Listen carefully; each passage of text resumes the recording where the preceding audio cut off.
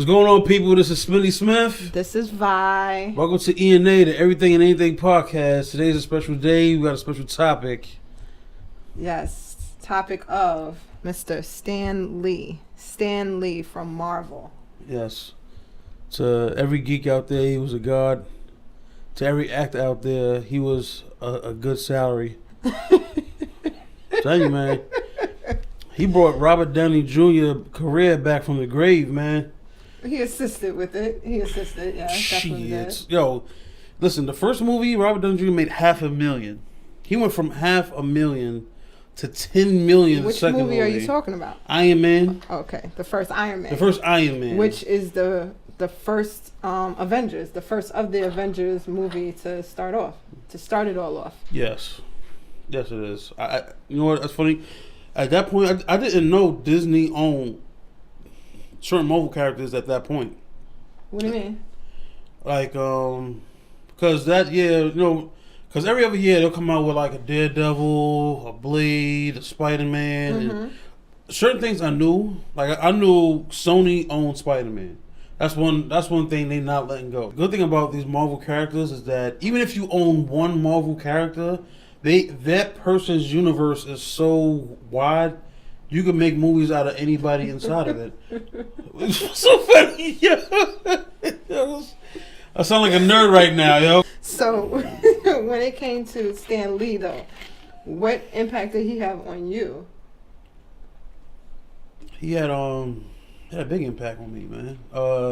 As far as the imagination scale that he had, that's the other things, like X-Men. Like basically Channel 5 cartoons was the epitome of my childhood, and most of it was Marvel cartoons, not including that Avengers cartoon. I ain't like that shit. That shit was corny. But the Spider-Man that they came out with had a lot of characters that people really didn't know that Spider-Man was associated with. Like what? Like Spider-Man had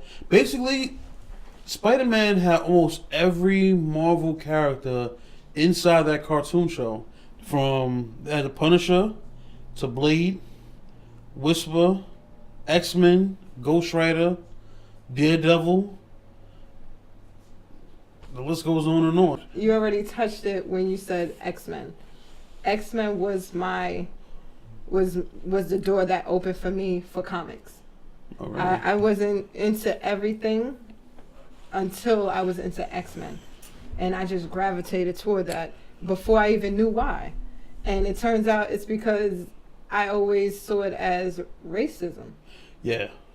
And me too. So when I saw like, damn, just because they're mutants, you hate them. And then I couldn't help but think about, well, just because we're black, you hate us. But it stretched further than that, because as a black person, it's like we are given so much. Like, not to say we're better, but to also say we are better. Like the melanin, we look 15 when we're 40. You know what I mean? Like the melanin is beautiful, the skin is beautiful.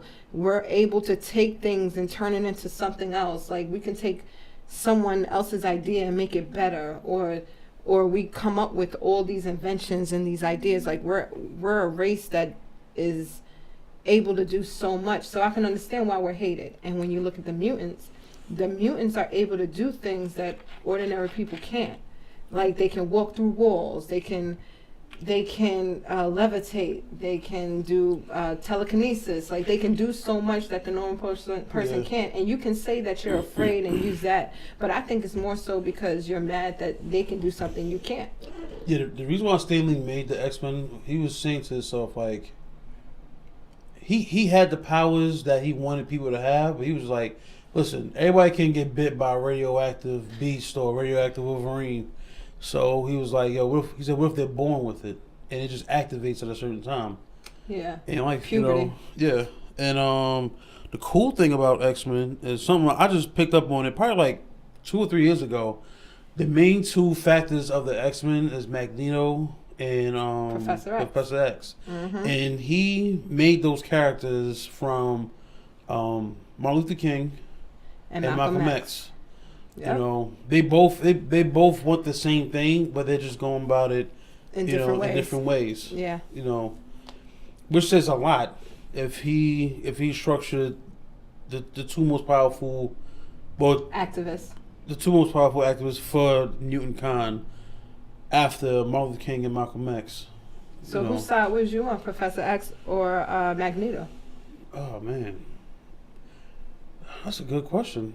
I couldn't help but lean toward Magneto. You know what? Just like Killmonger, when you go to Black Panther, I couldn't help but lean more so toward Killmonger. Killmonger, I can understand that. Even with Magneto. You know what? I can lean towards Magneto at a certain point because he's like, far-fetched. Yeah, he want to basically annihilate all humans and have nothing but mutants. Mm-hmm. I'm not down with that. All right, now if a human hit me, am I hitting them back? Hell yeah, with my fucking laser beams and my claws and everything. Hell yeah, yo. If you can fucking dish it, you can take it. But I'm not just going out there just killing all humans and just making it one race of mutant Khan. Nah, that's where I draw the line at. So I'll probably be on the side of like Deadpool. What do you mean on the side of Deadpool? Isn't he a merc? Yes, But he has a heart of gold. Who is your favorite? Who's your favorite mutant? What? Oh man, I have Are so you gonna many. say Wolverine? I first of all, watch your mouth. Right? I like Wolverine before he became a fan favorite. Yo. Okay. Tell me who your favorite was and why he was your favorite. Oh, see, but most of my favorites are popular right now. So So why? I like Wolverine and I like Deadpool. Okay, tell me why for each. Damn, I like Nightcrawler too. Okay. But I know why you like Nightcrawler. But go ahead. I'm gonna say each one. Alright, so Wolverine, I like them because he was basically a loner. He has number one, he has a story that nobody really can say because nobody really don't know how old he is. He was a scavenger on the street. And Professor X just like brought him in. Mm-hmm. Plus, there's different versions of Wolverine, depending on which universe and which comic book you pick up. Yeah. But for the most part, he's like a scavenger back then, his first comic book, he was a assassin, and he was supposed to kill a Hulk. That was his first issue. Hulk? He was a Hulk. No, the Hulk. Oh, the Hulk. He was supposed to kill him. Oh, yeah. Okay. But that didn't turn out well. Good thing for regeneration. But I was like Wolverine. The claws, the fact that he ain't take no shit, and he was small. Wolverine's not tall. Wolverine's like fucking 5'5", 5'6". He's short. Yeah. And he be standing up to people like the Hulk. The Hulk is like 7 feet. So that's like the Napoleon's complex. Yeah, basically, yeah. Yeah, but he's about that life. Yeah, he definitely is about that life. Now, Deadpool, on the other hand, Deadpool's oh man, Deadpool is, I can say he's a fan favorite of mine because he knows he's in a comic book. That's one. He breaks the third wall. He breaks it's the fourth wall. The fourth wall, my fault. How walls you live in, yo? I thought she was about to say how many walls you got, but go ahead. But as you were. Oh man, editing is a fucking sweet job, isn't it? Anyway, the X-Men universe, those are two, and it's a lot. You got Cannonball, you got Cyclops, you got Jean Grey, aka Phoenix. Dark Phoenix. You got Beast, you got Rogue, you got Jubilee. Okay, but going to your favorite. So you said Wolverine, Deadpool, but then you also mentioned Nightcrawler. Yes. Why Nightcrawler? He can teleport. He can't teleport far, but he can teleport. I like the idea of that. So I loved Rogue. I love Rogue's story. Rogue's story was actually a sad one, but she was adopted. She tried to find a family that accepted her, which happened to be the bad guys. And then, she was out stealing and all that, but her story was also tragic, not just because of that, but whenever she touched you, she would take hold of your memories. She would take hold of your powers and, your energy. And therefore, that's why she ended up having to have the gloves on. She couldn't touch anybody. but she was also one of the strongest mutants out there. Mm-hmm. And when she did what she did to Captain Marvel, you know, she grabbed onto her too long, and that's why she has the ability to fly. But it was also something that happened to her that it was such a traumatic event for her that it kind of shook her to her core, and then that's what made her go to the X-Men. So it was like she's my favorite because it was everything that happened to her made her who she was, which was strong and damaged at the same time. Going back to the infamous Stan Lee. Did you know that when I was doing some research on him, you know, after his passing, I did some research.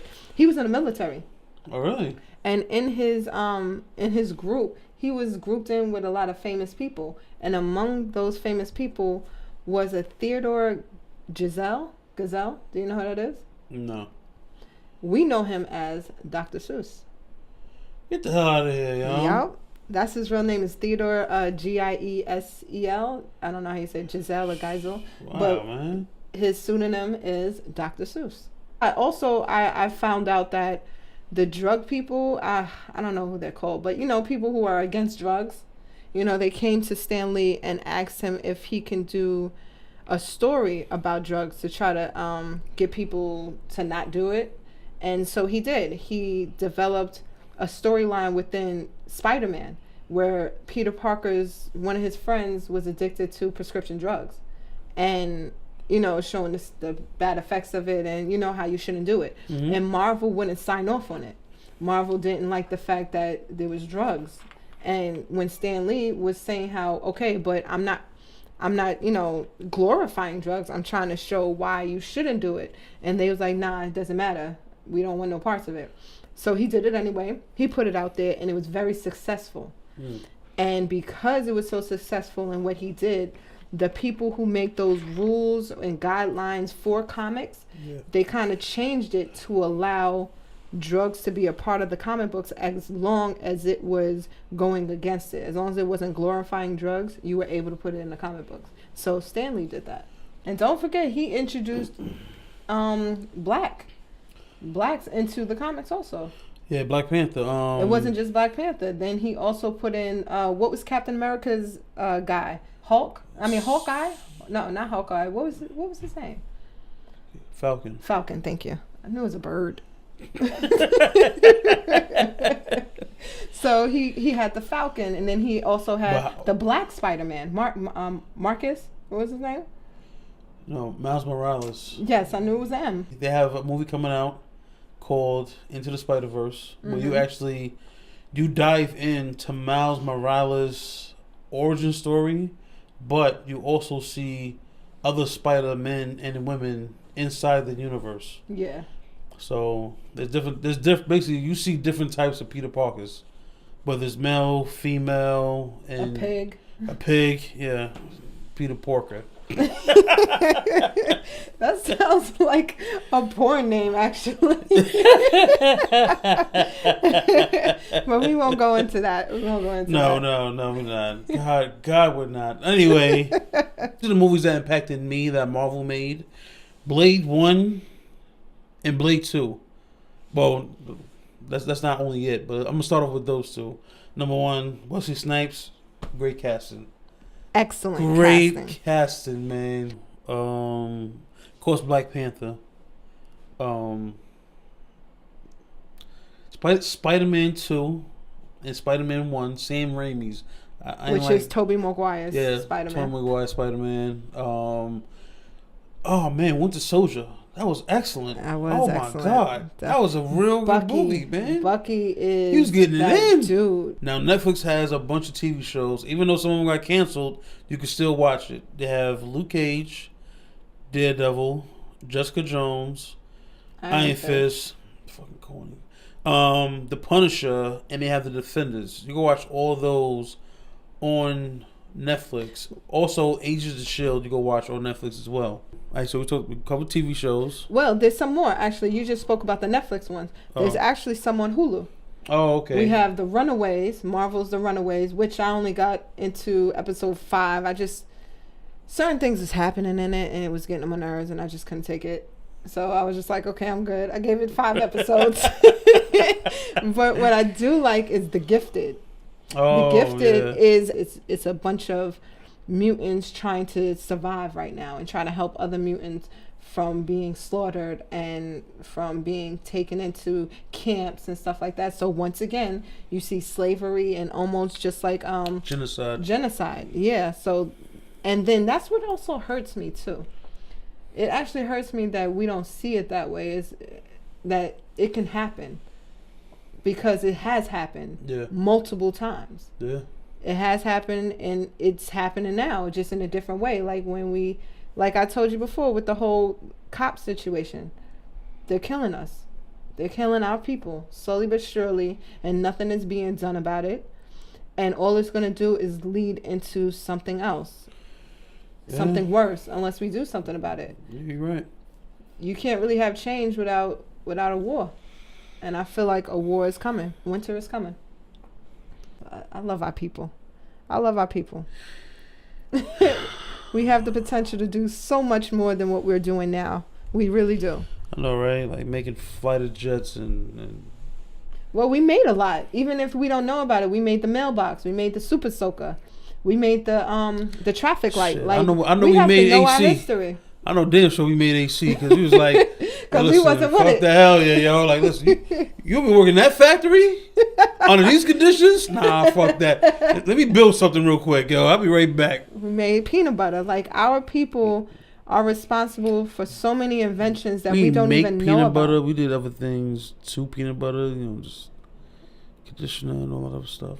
Okay, so like I said, our people have done so much, contributed so much that we don't even know about, and unfortunately our school system is failing us in that type of history. So it is up to us as parents to teach our children our history, because the school system will not. Shout out to all the teachers out there going above and beyond what you're expected and what they're telling you to do.